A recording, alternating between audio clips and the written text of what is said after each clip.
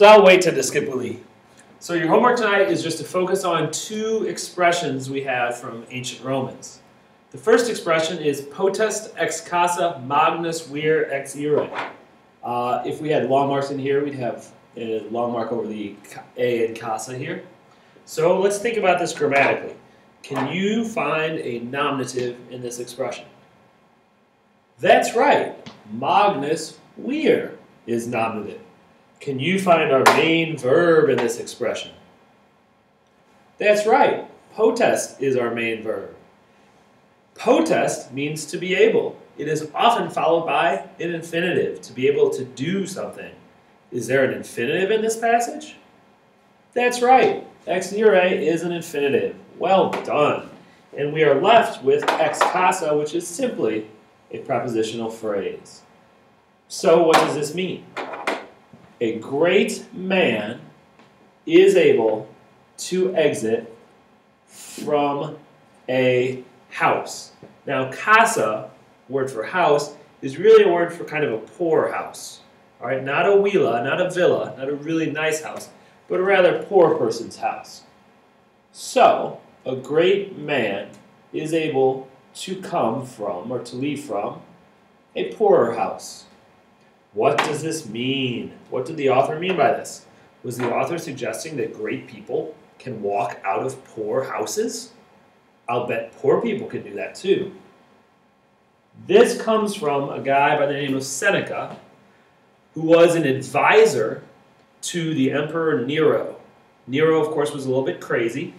Seneca was his advisor, and while Seneca advised Nero, Nero was not all that bad. It's when Seneca no longer advises Nero that Nero tends to become or ends up becoming a destructive emperor. But while Seneca was advising him, things were going well. Seneca is also a philosopher, okay? And that might help you understand what he's saying in this expression. Tomorrow in class, I will be asking you what you think this expression means. Next expression comes from a guy by the name of Ovid. Ovid was a poet. I should give you some dates here. Seneca, by the way, was in the 1st century A.D. Ovid was also in the early 1st century A.D. and then the late BCs. Ovid was a poet. He's known especially for writing the Metamorphoses, which was a work on mythology focusing on people that changed into rocks or flowers or animals or whatever. People who underwent a metamorphosis, right? A change. So, Ovid was also known, I should add, for being exiled by Augustus, the emperor. And the fact that Ovid at one point was exiled and had a very difficult life might help us understand what's going on in this expression. So, let's talk about the grammar. In this expression, we have a main verb with proterit, but we also have two main verbs with perfer and obdura. These are both what kind of verbs? Perfer, obdura. Then we have a nominative. Can you guys find the nominative? Of course you can. Dolor and hic are both nominative.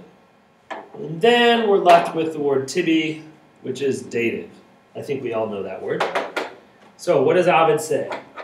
Ovid says, endure and toughen up. Okay, you got the root duris in here, which means hard or tough. So endure and toughen up. Obviously, these are commands. This pain will benefit you. In other words, will be a benefit for you at some time. Endure and toughen up. This pain will be a benefit to you at some time. So, how might you connect that expression to the notion that Ovid was exiled from Rome? I think there's a connection. Okay? So, hopefully tomorrow when we meet in class, you guys will be able to give me some idea of what this expression means. Should be able to tell me a little bit about Seneca too. And you'll be able to tell me a little bit about how this expression might apply to Ovid's life. Ovid, who was exiled by Augustus. That is all we have. While later.